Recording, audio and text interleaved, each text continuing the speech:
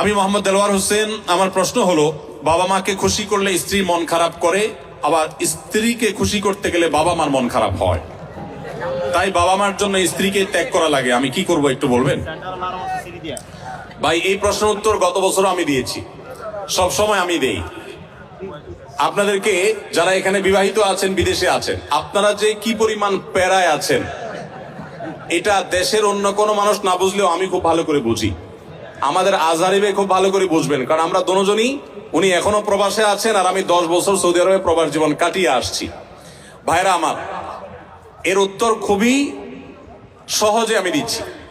মনে রাখবেন, যারা প্রবাসে আছেন অথবা দেশেই আছেন, বিয়ে করার পরে দেখা যায় বউরে খুশি করতে গেলে মা না খোশ, আবার মারে খুশি করতে গেলে বউ না খোশ।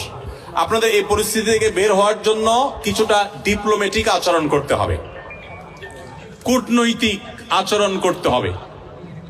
যারা বিভিন্ন দেশে ডিপ্লোম্যাট হিসেবে থাকেন তাদের দেখবেন কথাবার্তার ভিতরে প্রচুর ফাঁক ফোকর থাকে, তারা হাতে রেখে কথা বলে।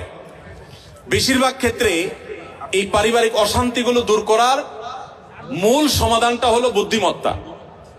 এর ভিতরে প্রথম যে কাজটা আপনাকে করতে হবে তা হলো, এই ডিপ্লোম্যাটিক আচরণেরও আগে যে কাজটি করতে হবে তা হলো, বেশি শেয়ানামি না করে, বেশি চালাকি না করে একটু বোকা শোকা থাকার চেষ্টা করবেন।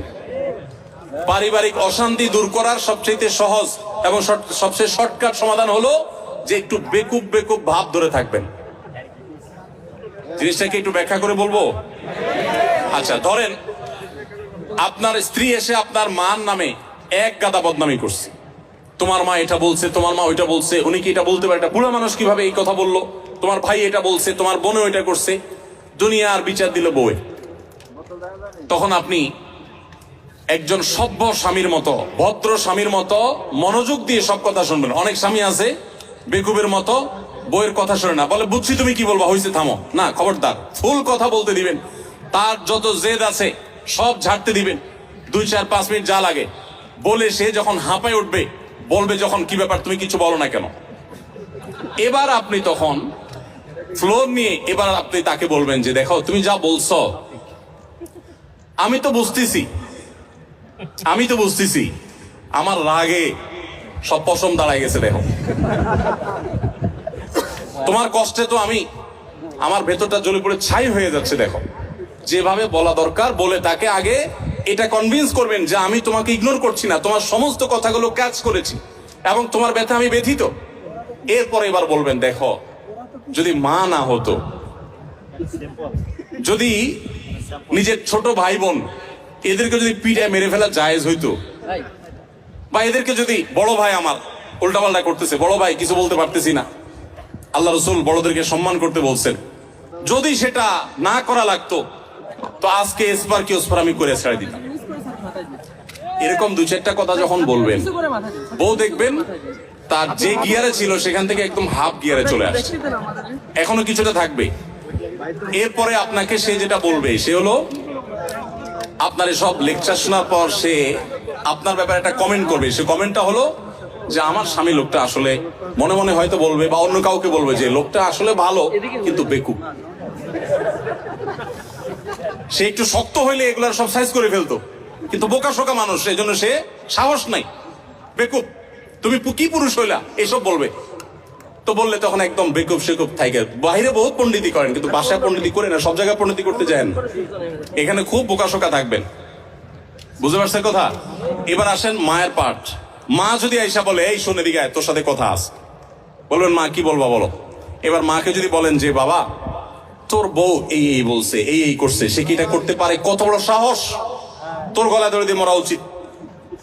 মা যদি এসব কথা বলে, মাকে একইভাবে বলবেন মা আল্লাহ নবী সাল্লাল্লাহু আলাইহি সাল্লাম কোনোদিন স্ত্রীদের গায়ে হাত তোলেন নাই।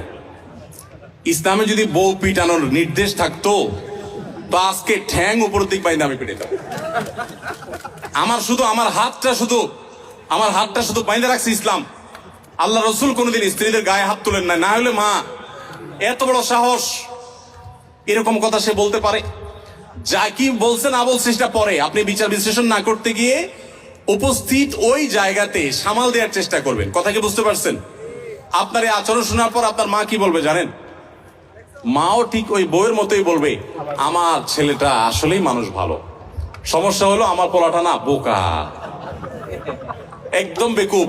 এই জন্য সেই তো বউয়ের কাছেও বেকুব থাকলেন, মায়ের কাছেও। কিন্তু আপনাকে কেউ দোষী সাব্যস্ত করবে না। আর যদি পণ্ডিতি করে বউরে বলতে চান, ঠিক আছে আমি দেখতেছি, থামো তুমি। মা কিভাবে এসব কথা বলে, এরপর যে বলে মা কই আসো তুমি, এদিকে আসো, এবার বৈশাখ মার সাথে আলাপ শুরু করল, ওখানে বাঁধবে একটা ইউক্রেন রাশিয়া যুদ্ধ, বিশাল কাণ্ড হয়ে যাবে।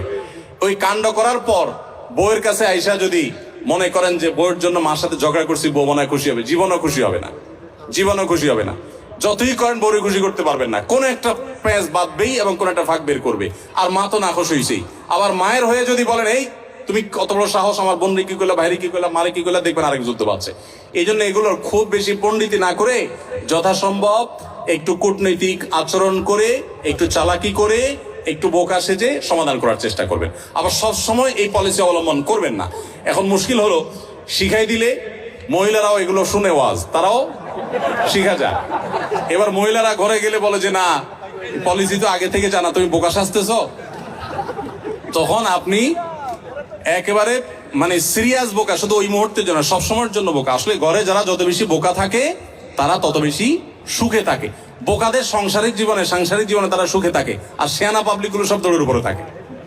এই জন্য বাহিরে ব্যবসা বাণিজ্যের দোষায় শেয়ানামি করেন, পাকনামি করেন, কিন্তু ঘরে বেশি পাকনামি করতে আইসেন না। একটু মুরব্বী মানার চেষ্টা করেন। তবে হ্যাঁ, কিছু কিছু ক্ষেত্রে আপনাকে তো স্ট্রং হতে হবে। আমি এই কথা বলছি এর মানে এই না যে আপনার স্ত্রীর প্রতি আপনার মা বোন জুলুম করবে আর আপনি সবসময় শুধু নাটক করে যাবেন না।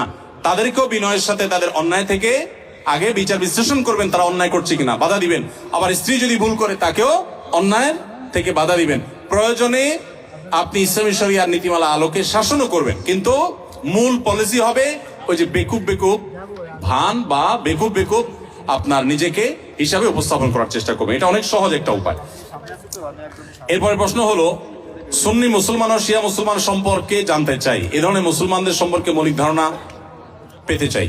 দেখুন, সুন্নি হলেন কোরআন এবং নবী করিম সাল্লাল্লাহু আলাইহি সাল্লামের সমস্ত হাদিসগুলো, বিশুদ্ধ সূত্রে বর্ণিত সমস্ত হাদিসগুলোকে যারা মানে, নবী সাল্লাল্লাহু আলাইহি সাল্লাম এবং তার সকল সাহাবী, তার পরিবারবর্গ সবাইকে যারা মানে, এদেরকে বলা হয় সুন্নি। গোটা পৃথিবীতে বেশিরভাগ মুসলমানই সুন্নি, আমরা সবাই সুন্নি আলহামদুলিল্লাহ।